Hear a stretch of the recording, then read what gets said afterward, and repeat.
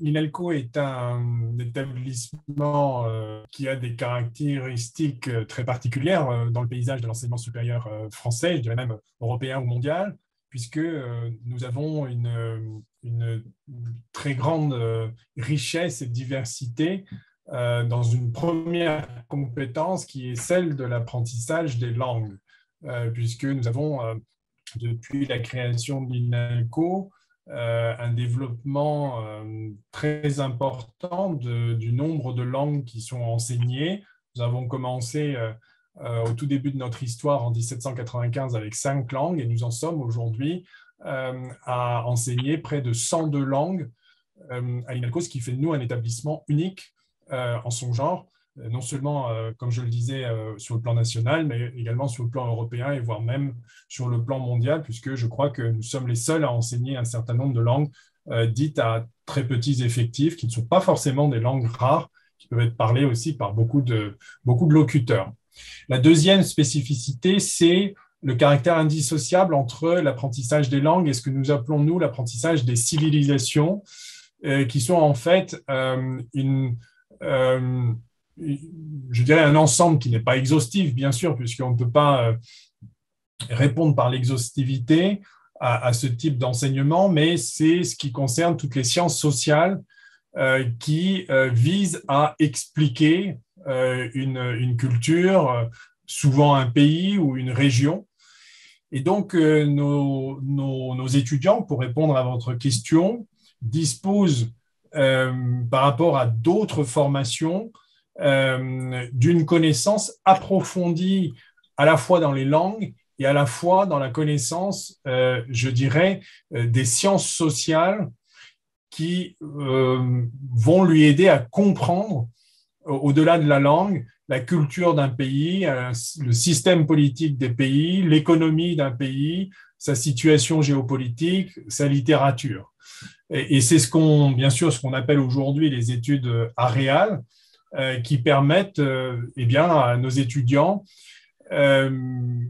voilà, d'avoir une connaissance approfondie d'une région, d'une ère. Alors, ça ne veut pas dire que nos étudiants n'étudient pas les disciplines.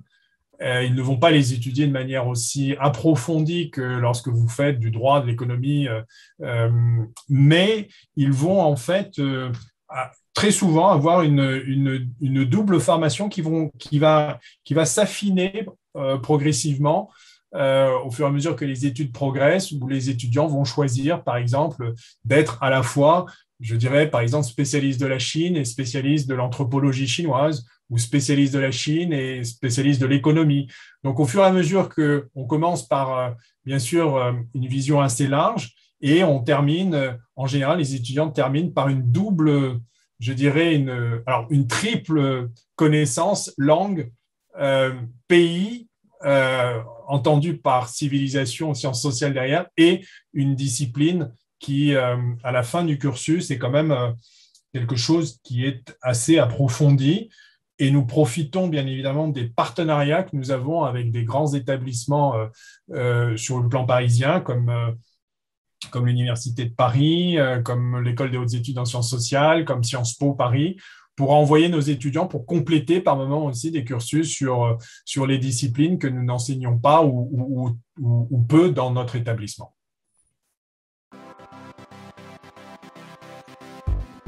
On a déjà passé cette phase, puisque le Made in China, c'était l'atelier du monde. Hein, c'est plutôt le début des années 90 et les années 2000. Depuis maintenant une bonne dizaine d'années, la Chine non seulement se positionne, mais je dirais est en train d'acquérir une position non pas dominante, ce serait le mot est un peu fort, mais en tous les cas se positionne comme d'autres pays sur des segments à forte valeur ajoutée, comme tout ce qui concerne l'innovation, le design, qui est en amont des processus d'assemblage sur lesquels déjà la Chine est très forte, et puis en aval sur des activités de commercialisation, de branding, qui sont plutôt en aval des processus de production. Donc, on est bien rentré dans cette phase de Made by China. Ça ne veut pas dire que la Chine est à la frontière technologique ou commerciale dans tous les domaines, hein, loin de là, mais il y a vraiment une volonté de la Chine très forte d'étendre cette capacité qu'elle a réussi à acquérir sur du Made in China et de le transformer, comme tous les autres pays, hein, comme l'ont fait des pays comme le Japon, la Corée du Sud ou en Europe, la plupart des pays européens vis-à-vis des États-Unis. On a un effet de rattrapage qui permet à la Chine d'intégrer sur son territoire de plus en plus d'éléments de la chaîne de la valeur ajoutée, ou voire même d'en contrôler à l'étranger par l'intermédiaire de ces investissements directs étrangers. Donc, on a déjà passé la phase de transfert du Made in China au Made by China. C'est déjà une réalité. En fait, il n'y a jamais eu véritablement de liberté des entreprises chinoises au sens de contrôle du parti et de l'État sur les entreprises, y compris même sur les entreprises privées. Ce qu'on peut dire aujourd'hui, c'est que ça devient plus systématique.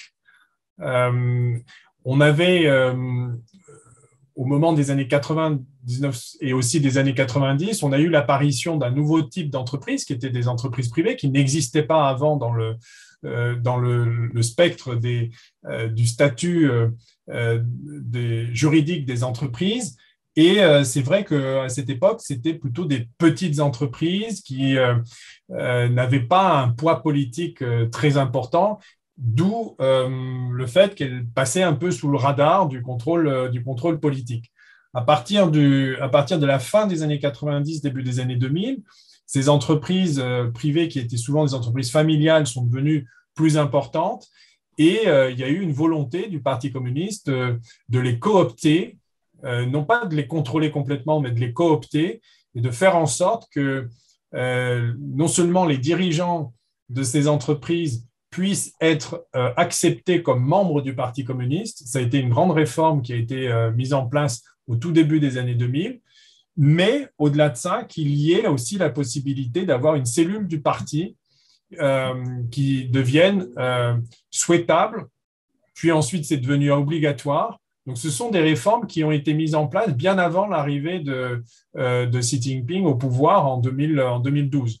Là, aujourd'hui, en fait, on a une traduction d'une volonté politique qui se sert justement de ces évolutions dont je viens de parler du début des années 2000, c'est-à-dire qu'aujourd'hui, ça se concrétise un peu partout et que vous avez véritablement aujourd'hui une cellule du parti dans toutes les entreprises. Alors, bien évidemment, il y a une volonté politique qui est de remettre le parti au centre de la vie économique du pays. Et donc, on a noté effectivement un arrêt quand même de la privatisation de l'économie. On a noté également un retour en force des entreprises d'État qui, dans les discours au moins, tout du moins, reviennent à la première place dans les discours. Et puis, je vous dis, sur le plan plus politique et social, il y a une volonté que le parti soit présent à l'intérieur des entreprises privées. Ça veut dire que vous avez un secteur privé qui est quand même très différent des secteurs privés d'autres économies, puisque les dirigeants de ces entreprises doivent répondre en fait à un certain contrôle qui peut être exercé par le Parti communiste. Donc vous avez toujours au-dessus de votre tête la possibilité d'être critiqué, d'être parfois même arrêté. Et donc, ça fait un secteur privé qui n'est pas du tout le secteur privé qu'on pourrait avoir, même en France, à l'époque des nationalisations, où vous aviez les 2/3 de l'économie française qui étaient nationalisés entre 81 et le début, la fin des années 1980. Donc, on est dans une situation qui va au-delà, bien évidemment, de ce qu'on a appelé un capitalisme d'État, puisque là aussi, le secteur privé est quand même sous contrôle. Donc, il y a une vraie volonté politique aujourd'hui d'assurer au parti une courroie de contrôle sur les entreprises privées. Il va de soi que cette courroie, elle existe bien sûr dans les entreprises d'État qui sont parmi les plus grosses entreprises du pays et qui sont au centre de l'économie chinoise. La Chine, en tout cas sur le papier, n'a pas vocation à renoncer à une présence dans tel ou tel secteur d'activité industrielle ou des services. La Chine est une énorme économie continentale. Il faut la comparer aux États-Unis ou au Japon. Donc, je pense que la Chine sera présente. C'est une autre question de savoir si elle sera à la frontière technologique dans tous les secteurs. Et ça, la réponse est non. Il y aura, malgré la puissance de la Chine, il y aura des secteurs sur lesquels la Chine aura du retard et elle mettra beaucoup de temps à le combler et beaucoup d'argent pour le combler. Et par ailleurs, il y aura très certainement, et il y a des échecs sur le plan de la politique industrielle chinoise. Il ne faut pas croire que tout a très bien marché. Il y a des secteurs où la Chine a rattrapé beaucoup plus rapidement que d'autres. Et sur certains secteurs, on peut en citer quelques-uns. Par exemple, les semi-conducteurs, on sait très bien que la Chine a accumulé du retard, même si elle a fait des progrès depuis les années 80. Elle continue d'accumuler du retard très important. Et c'est je cite ce secteur parce que c'est un secteur clé qui représente une très grosse partie de son déficit commercial vis-à-vis de l'étranger. Donc, sur ce plan-là, il y a effectivement, de la part de la Chine, un retard qui sera accumulé. Ce qui par contre, je pense, là où la Chine va disposer quand même de plus en plus de capacités, c'est sa capacité à ouvrir la boîte noire technologique, c'est-à-dire de savoir ce qui lui manque véritablement. Et ça, je pense que la Chine est déjà sur bon nombre d'industries dans une capacité vraiment de savoir ce qu'elle est capable de faire, capable de ne pas faire, éventuellement de savoir avec qui elle peut acquérir ses compétences. Tout le problème est effectivement de savoir si aujourd'hui, avec le durcissement des relations sino-américaines, la Chine n'est peut-être pas sortie du bois un peu trop tôt, au risque effectivement de polariser un peu les réactions contre elle et de voir effectivement toute une série de mesures de protection sur les transferts de technologie dans telle ou telle industrie. Donc,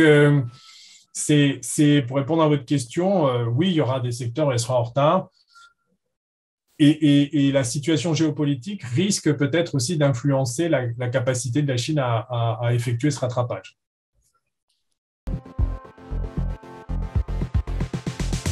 Je pense que ça va être un objectif assez difficile à réaliser.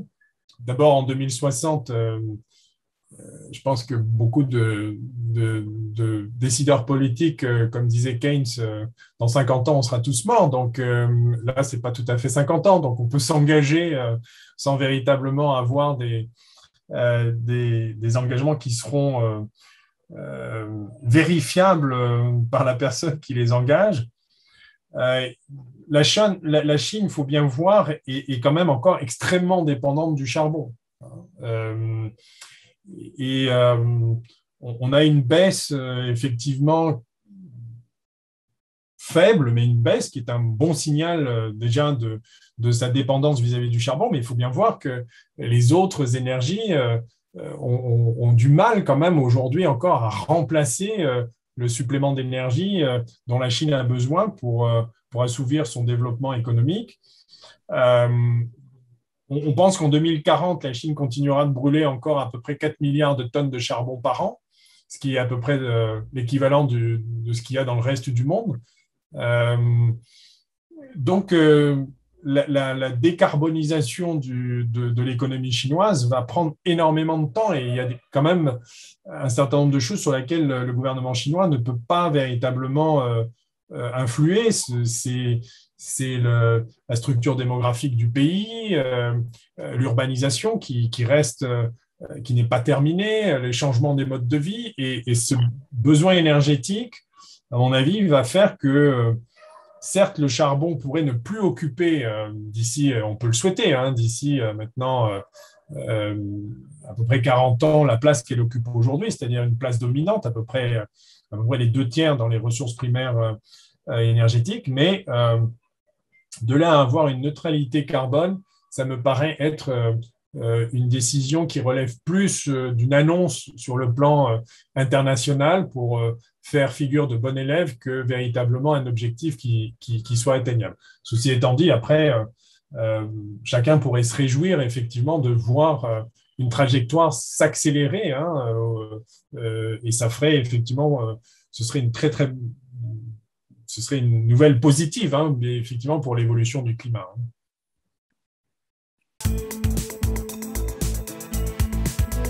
Il y a surtout beaucoup de continuité par rapport à l'attitude de l'administration sous Trump. Il faut bien voir que dès la fin de l'administration Obama, on avait déjà un quasi-accord entre républicains et démocrates sur la question chinoise. Les toutes dernières évolutions de l'administration Obama laissaient déjà pressentir qu'on s'acheminait vers peut-être pas une confrontation, parce que ça s'est effectivement accéléré sous l'ère Trump, mais en tous les cas un raidissement des relations sino-américaines. Et donc, il n'est pas étonnant de voir avec l'arrivée de Joe Biden une certaine continuité. Alors, il y a des différences sur la forme. Il y a peut-être une volonté de réinitier le dialogue, en tous les cas de ne pas le conduire de la même manière que Trump en utilisant les réseaux sociaux, tout ce genre de choses qui a un peu déstabilisé les Chinois à juste titre, mais ils n'étaient pas le seul à être déstabilisés. Il y a peut-être une volonté de la part du gouvernement Biden de discuter d'un certain nombre de possibles coopérations. Je pense à l'environnement, par exemple, où le dialogue pourrait effectivement évoluer dans le bon sens. Mais sur d'autres sujets, la guerre technologique, les questions de présence militaire et de zones d'influence sur la face maritime de la Chine, sur les questions des disputes en mer de Chine méridionale ou sur Taïwan ou sur le Japon, ou sur par exemple l'attitude des firmes chinoises à l'échelle mondiale. On l'a vu avec la récente affaire Huawei et la libération ce week-end de la numéro 3 de Huawei qui était au Canada. Là, on a une vraie continuité et une volonté vraiment des États-Unis aujourd'hui de négocier pied à pied avec la Chine, qui elle-même a des volontés complètement renouvelées en termes de projection économique à l'échelle internationale. Donc, on n'est plus sur cette Chine qui pensait d'abord à elle sur le plan intérieur. On a aujourd'hui une Chine conquérante. Et donc, ces deux aspects se renforcent pour compliquer considérablement les relations sino-américaines. Alors, ça ne veut pas dire qu'on va aller vers un conflit, mais en tous les cas, il y a quand même de la part de Joe Biden vraiment une volonté clairement affichée de considérer la Chine comme une puissance rivale.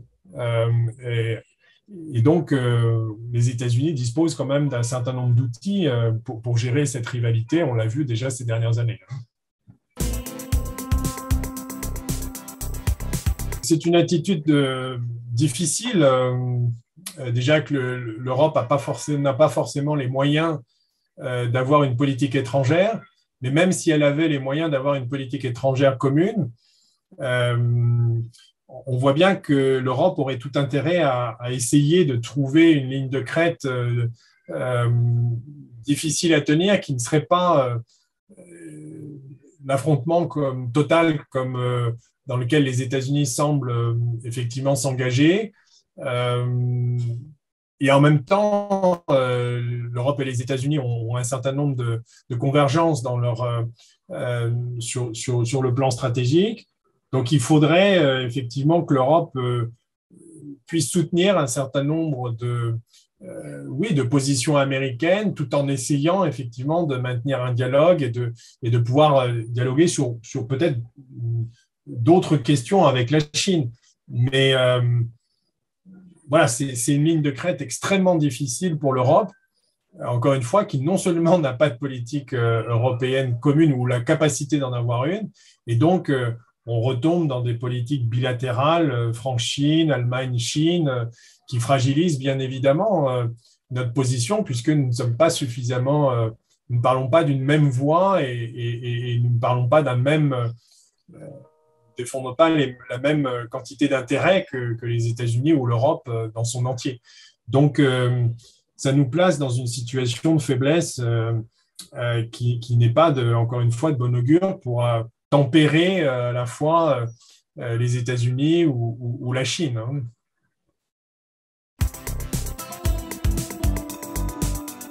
Si je pouvais passer un message, c'est de leur dire que nos étudiants s'orientent de plus en plus vers des carrières professionnalisantes et qu'ils ont, pour revenir à la première question que vous m'avez posée, un certain nombre de compétences qui sont tout à fait, que l'on peut valoriser en entreprise.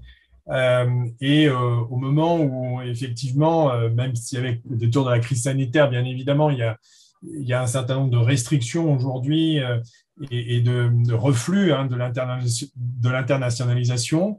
Nos étudiants sont quand même disposent de compétences qui peuvent être mobilisées par les entreprises pour cette connaissance des cultures qui est quand même très importante quand on fait du commerce. Après tout, les disciplines peuvent s'apprendre, mais il y a un certain nombre de connaissances sur les pays, sur les cultures, sur la langue qui font que ce rôle de facilitateur, de traducteur par moment au sens large, eh bien, nos étudiants en disposent et on constate parmi nos alumni effectivement que c'est souvent le petit plus par rapport à une formation disciplinaire qui fait que nos étudiants ont joué un rôle souvent assez important dans tel ou tel projet ou dans telle ou telle entreprise. Et donc, c'est un message en fait voilà, d'appel à confiance peut-être dans nos formations et dans les étudiants qui passent par l'INALCO.